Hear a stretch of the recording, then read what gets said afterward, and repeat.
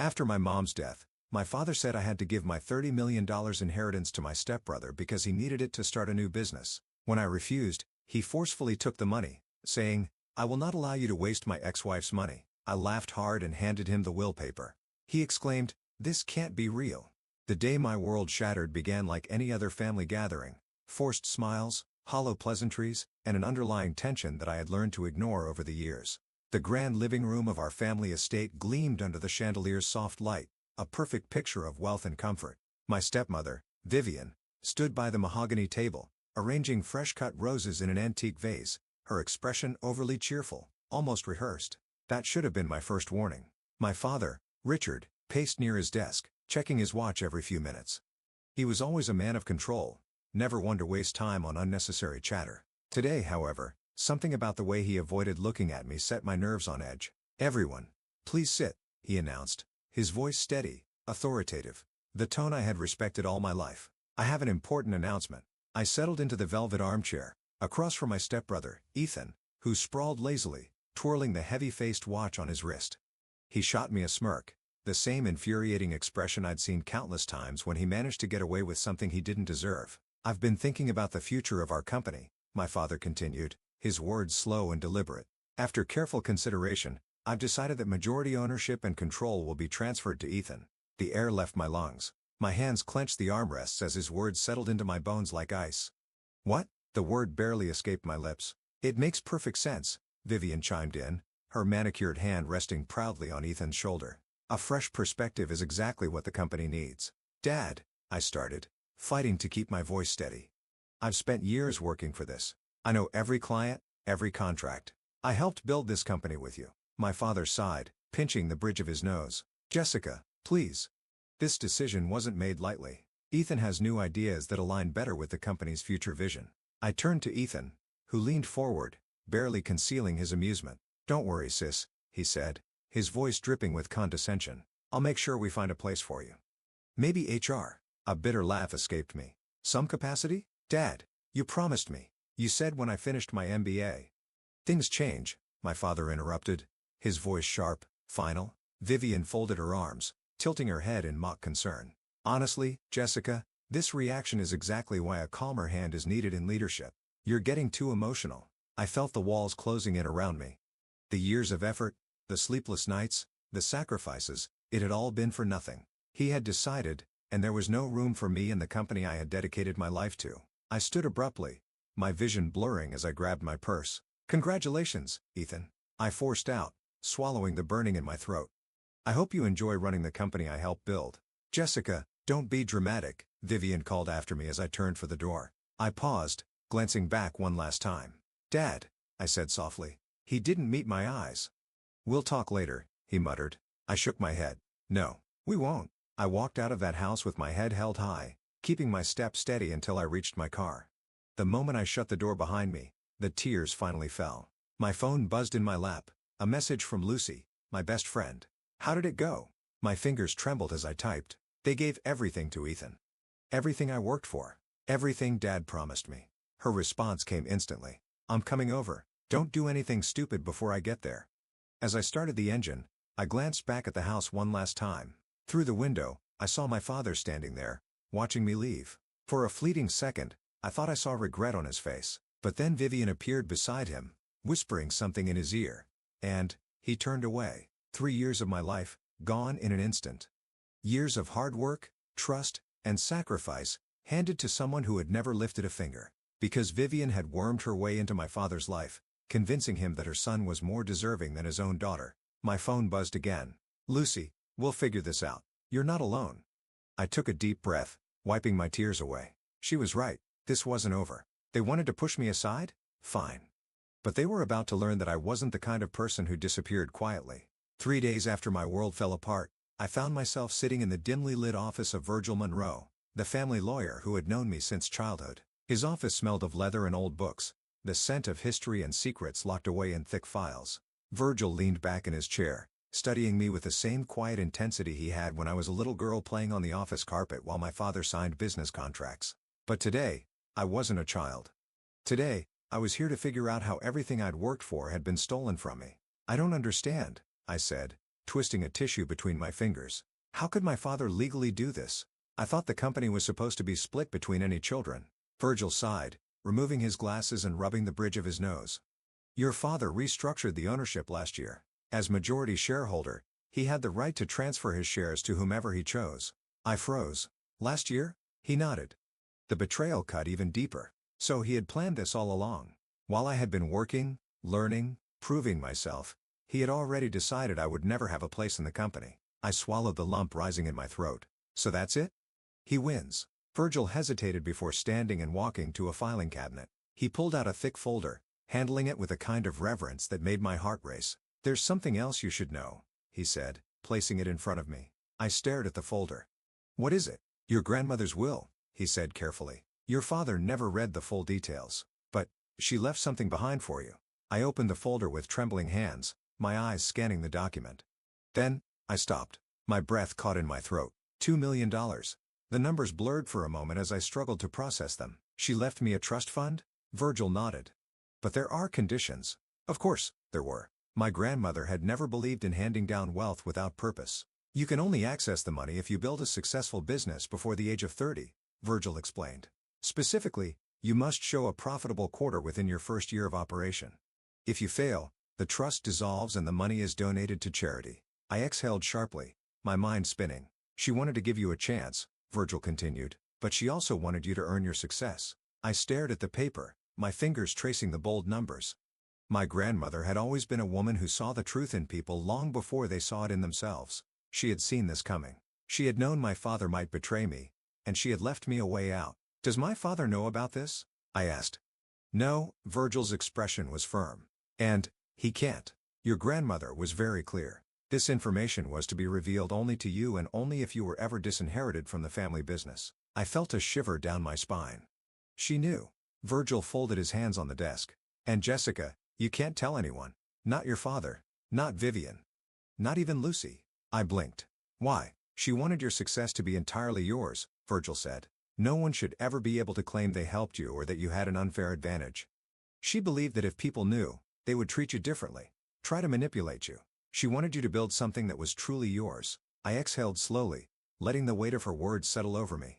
For the first time since my father's betrayal, I felt something other than anger. I felt determination. I had spent years proving my worth, only to be cast aside like an afterthought. They had taken everything from me. My future, my father's promises, the life I had been building. But they hadn't taken me. They wanted to push me out?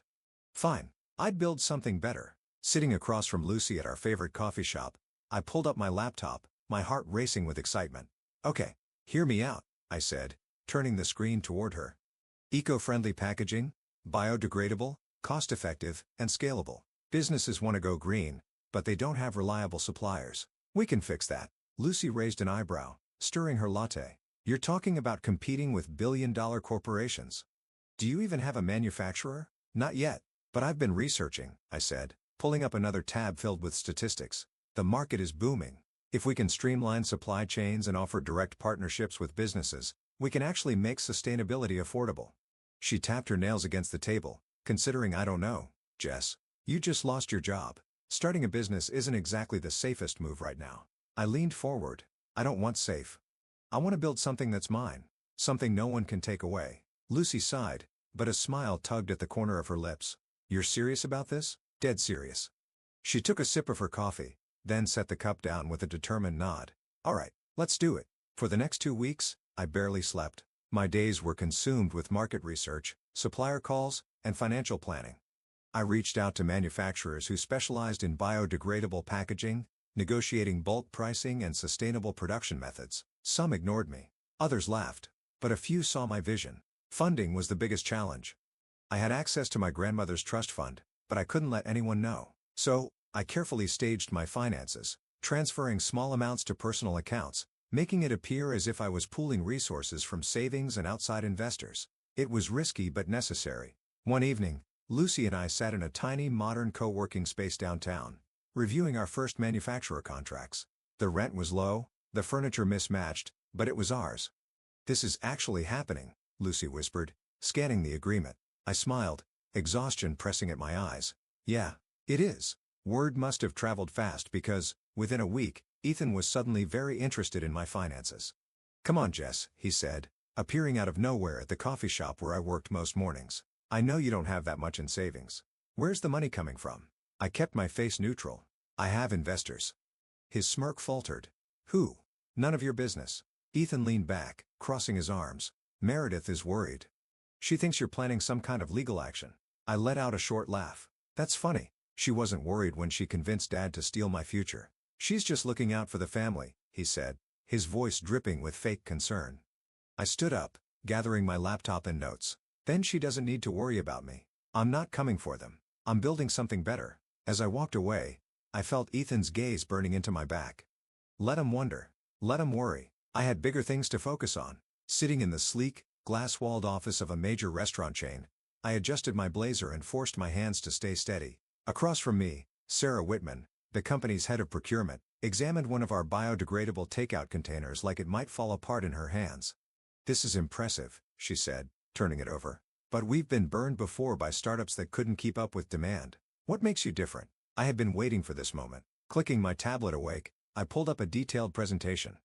"We've secured partnerships with 3 manufacturing facilities across the country, ensuring we can scale production without bottlenecks. Plus, we don't just sell packaging. We offer a full transition service, including staff training and waste management solutions." Sarah raised an eyebrow, intrigued. "That's a bold claim." I smiled. "It's not a claim, it's a guarantee. And unlike bigger suppliers, we're agile enough to adapt to your specific needs." She glanced at her assistant, who nodded approvingly. Then, she set the container down and leaned back. "All right," she said. "We'll give you a 3-month trial. 2 locations to start. If you deliver, we'll talk expansion." Victory. I fought to keep my expression professional as we shook hands, but inside, I was soaring. This wasn't just a deal, it was proof that my company was more than an idea. It was real. The very next day Ethan called. "Hey, sis," he said, his voice overly casual. "Let's grab coffee. I have an idea that could benefit both of us." I already knew where this was going, but I agreed, just to hear him squirm. We met at a trendy downtown cafe, the kind Ethan liked to post on Instagram about. He arrived in his usual designer outfit, flashing a grin like we were best friends. "I heard you're making waves in the eco-friendly space," he said, stirring his espresso. "Dad's impressed. So am I." I folded my arms. "What do you want, Ethan?" He chuckled. "Look, I know we've had our differences, but I'm running a company now, and we're looking to go green. I figured, why not keep things in the family? You supply the packaging, and we give you guaranteed contracts." I stared at him for a second, then burst out laughing.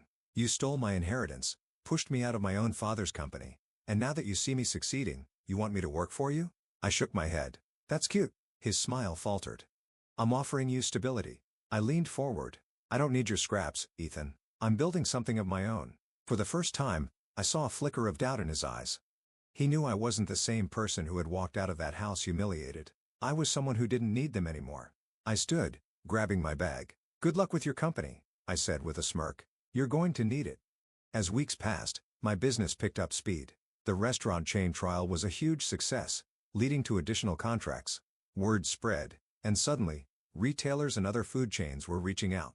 And my father noticed. One evening, Lucy and I were in the office, celebrating yet another deal, when my phone buzzed. My father's name flashed on the screen. "He's finally breaking," Lucy mused. "Wonder what he wants." I let the call go to voicemail. Then, I turned back to the spreadsheets. "I don't care," I said, grinning. "I'm too busy winning."